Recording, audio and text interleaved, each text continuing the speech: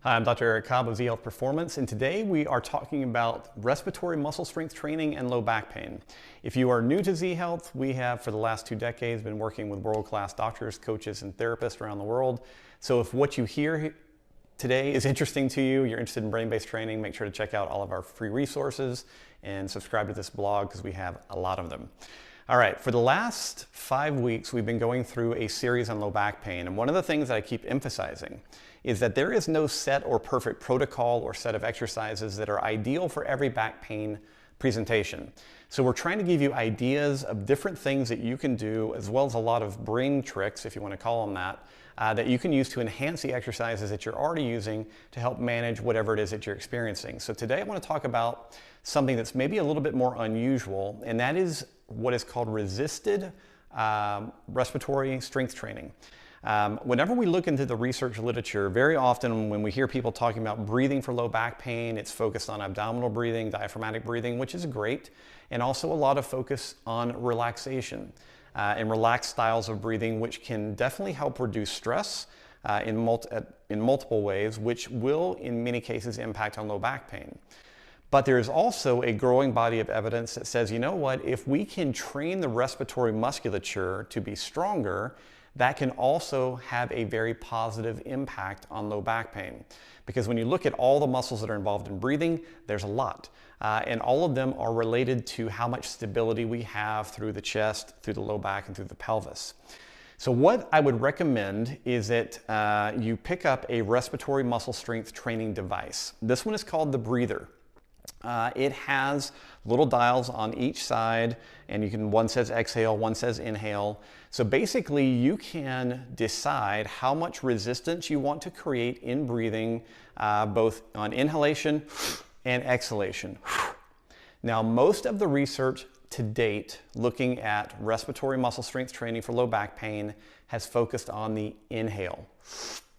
So what we're going to look at today is the basic protocol, but with a little tweak from a Z Health perspective, all right? So if you have one of these devices, great. If not, you can start off just by breathing through your hand, make a very small hole, and you will be sucking air through a small aperture. You can also use a straw, whatever. We just basically want the air that's going to be going in to be harder to bring in or inhale than normal.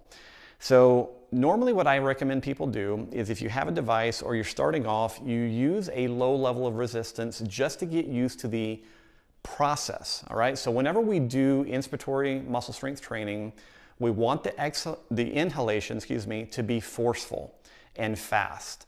So notice how I do this first.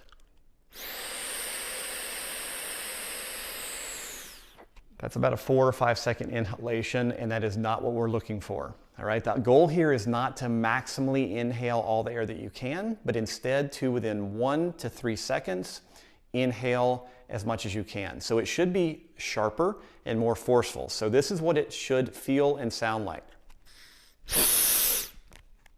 That's it. Now, for a lot of people who have low back pain, a very forceful inhalation might induce pain. So you're going to have to grade this based off your level to handle that type of intensity. Now, from our perspective, the most important part of all of this is to make sure that you've watched video 1 in this low back series and that you do your breathing practice in your safest posture. So in other words, in video 1, I talked a lot about finding your foot position, knee position, pelvis position, and spine position where you were most comfortable.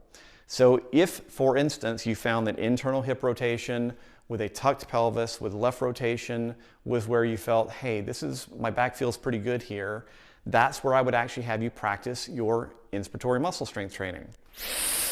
You may find that you're stronger in that position and that you're able to create a more intense inhalation without inducing any pain. So this is going to be a really important component in the low back rehabilitation process. I've been working with low back since really about 1990. And invariably at some point in a rehabilitation process, we have to look at the breathing. Classic training, I did a lot of diaphragmatic breathing, a lot of relaxed breathing, but also now what I want you to focus on is respiratory strength. The basic protocol for this is 30 breaths twice per day. Okay, that's 3-0 inhalations against resistance 2 times per day, 5 to 7 days per week. In general, when they look at these protocols, they'll last anywhere from 6 to maybe 10 weeks. And when measurements are done, it's very noticeable that the strength of the respiratory muscles has increased, and it also can create some kind of cool changes in respiratory function itself. So if this makes sense to you, I would love for you to give it a try. Let us know how it works for you in the comments. Thanks.